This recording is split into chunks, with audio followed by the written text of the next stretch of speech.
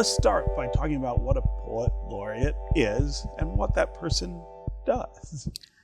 Oh, well, let me put it like this. My job is poetry. Yeah, right. So, And to get people to love poetry. exactly. Yeah.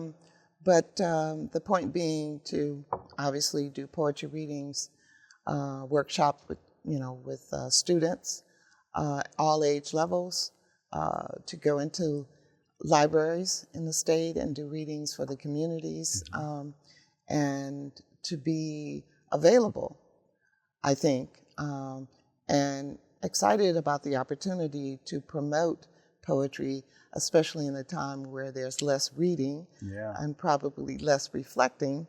The very thing that poetry will encourage and also develop, hopefully, in our young people. Yeah, I mean, you've been doing this for a long time, and in addition to teaching at Wayne and in the African American Studies department, I wonder what you make of the place that poetry has in our culture right now.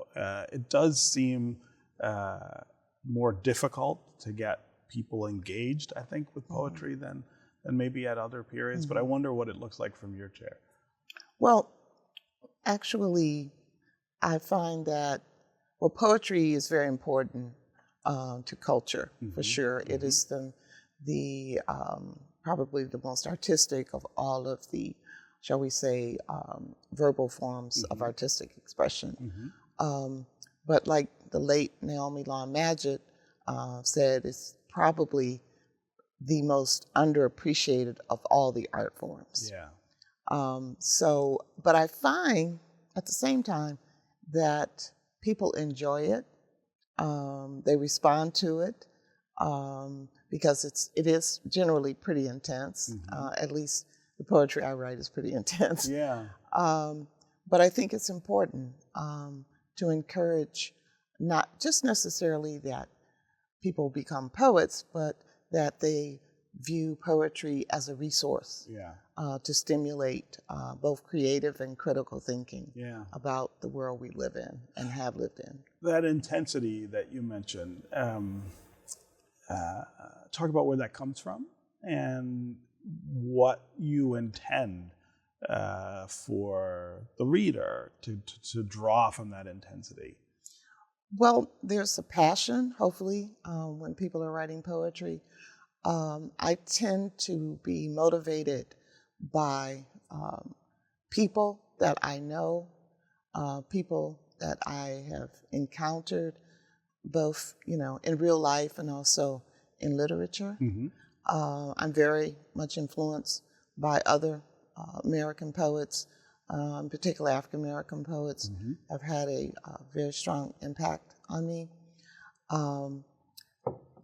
The intensity comes from the form itself, that you've got to say a lot more in fewer words. Very little space, right?